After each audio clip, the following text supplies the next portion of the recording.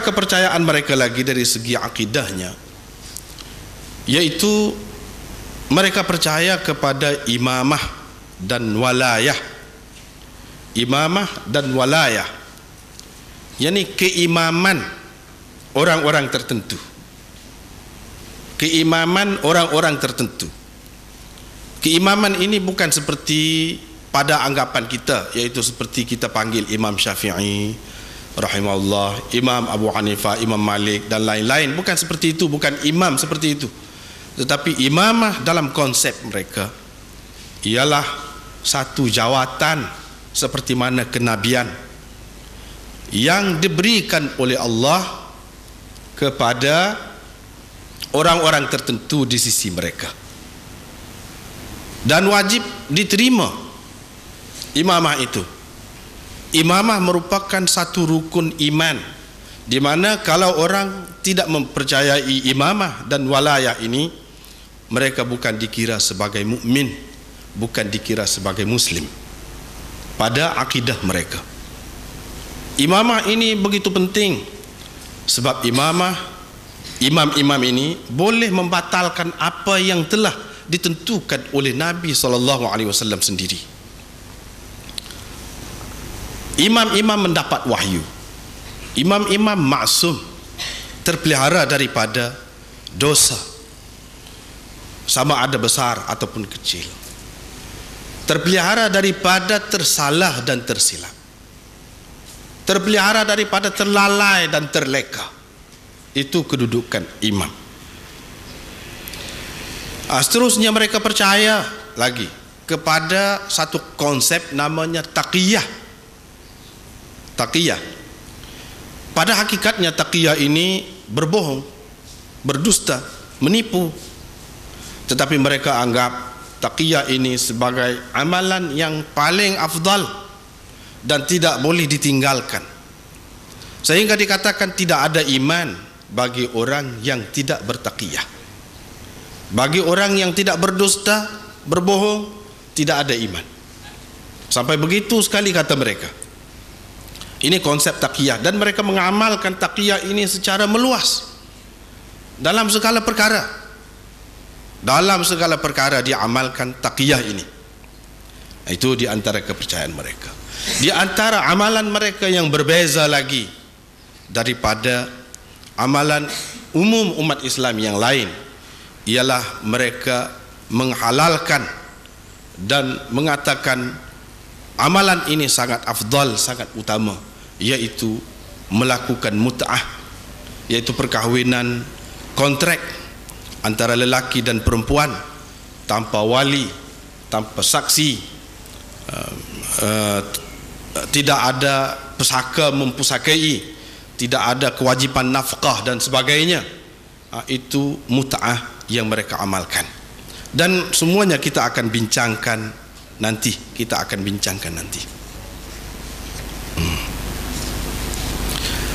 Mereka juga percaya kepada raja'ah. Ini di antara garis-garis kasar yang memisahkan akidah kita dengan mereka, dan mereka pegang dengan seteguh-teguhnya, yaitu kepercayaan kepada raja'ah. Raja'ah artinya orang-orang tertentu akan dibangkitkan sebelum kiamat, termasuk imam-imam itu. Terutamanya yang akan dibangkitkan itu orang-orang yang kononnya menentang ahlul bait semenjak zaman awal sampai ke akhir zaman. Sampai ke akhir zaman.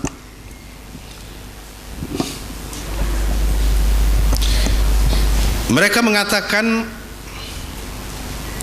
Abu Bakar dan Umar, begitu juga Sayyidatina Aisyah, Hafsah dan lain-lain sahabat akan dibongkarkan dari kubur mereka dan disalib, diisytiharkan di hadapan orang ramai bahwa mereka ini adalah orang-orang kafir, mereka ini adalah perampas, mereka ini adalah penjenayah kepada agama yang telah dibawa oleh Nabi SAW. Itu yang akan berlaku di zaman raja'ah, dan mereka percaya kepada raja'ah itu. Di zaman raja'ah banyak lagi perkara yang berlaku seperti mana tersebut di dalam kitab-kitab mereka. Secara kesimpulannya yang saya nak buat daripada akidah-akidah mereka itu, kalau kita perhatikan secara halus, yaitu mereka sebenarnya tidak ada maksud langsung untuk menegakkan agama. Walaupun mereka mendakwa, mereka menyebarkan agama Islam dengan cara ataupun aliran mazhab mereka, sebenarnya tidak ada kena-mengena dengan nak menyebarkan agama Islam itu sendiri, tak ada. Yang sebetulnya mereka mahu menghancurkan Islam atas nama Islam. Atas nama Islam. Musuh Islam ada banyak macam. Ada yang secara terang-terangan atas nama agama yang lain, Kristian, Yahudi dan sebagainya. Ada juga musuh Islam yang menyamar sebagai orang-orang Islam. Mereka sebenarnya tidak percaya kepada Islam, bahkan merancang untuk merobohkan segala akidah yang terdapat dalam Islam itu atas nama Islam. Itulah dia Syiah. Sebagai contoh daripada apa yang telah saya sebutkan tadi, apabila mereka mengatakan sahabat ini kafir, sahabat ini jahat, sahabat ini zalim, sahabat ini murtad dan macam-macam lagi, tujuan mereka sebenarnya bukan maksud sahabat itu sendiri, tidak. Bagi orang-orang yang terpengaruh dengan Syiah, terutamanya yang mula-mula terkena racun Syiah ini, dia tengok sejarah, dia tengok dalam sejarah pun ada juga sebut keburukan-keburukan sahabat itu. Sahabat itu macam orang-orang lain juga berebut kuasa dan sebagainya. Jadi dia tengok itu, dia terus pakai. Dia kata inilah sahabat. Apa salahnya kalau Syiah mengatakan sahabat ini tak betul, sahabat ini zalim, sahabat ini begini-begini? Apa salahnya? Dalam sejarah yang selama ini dia ajarkan, disebarkan, di mana-mana pun begitu kan kita dapati. Itu alasan yang mula-mula mereka bagi.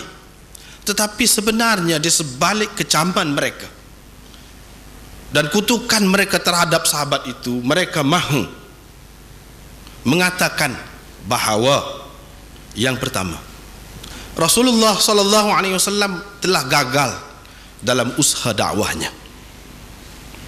Telah gagal dalam usaha dakwahnya. Bayangkan, selama 23 tahun Nabi sallallahu alaihi wasallam berdakwah siang malam. Siang malam. Kalau dulu ada juga berniaga, tetapi kemudian tidak berhenti semua. Cuba kita tengok hasilnya mengikut apa yang ditonjolkan, yang digambarkan oleh Syiah. Innan nas qad irtaddu ba'da wafatin nabi illa thalathatan, Al-Miqdad bin Al-Aswad wa Abu Dzar Al-Ghifari wa Salman Al-Farisi. An-nas yang digunakan di dalam hadis Syiah tadi maksudnya sahabat, sebab dalam kitab-kitab yang lain, riwayat-riwayat yang lain dengan jelas disebutkan sahabat.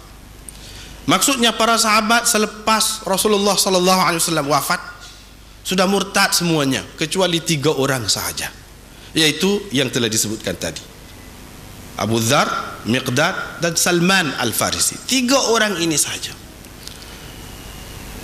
Selama 23 tahun Rasulullah sallallahu alaihi wasallam berjuang mendidik sahabat-sahabat itu, yang mana kita pelajari dalam kitab-kitab sirah, dalam hadis, para sahabat ini bukan sahaja telah sanggup mengorbankan harta benda mereka, bahkan telah sanggup mengorbankan jiwa raga mereka. Itu yang kita dapati dalam sejarah.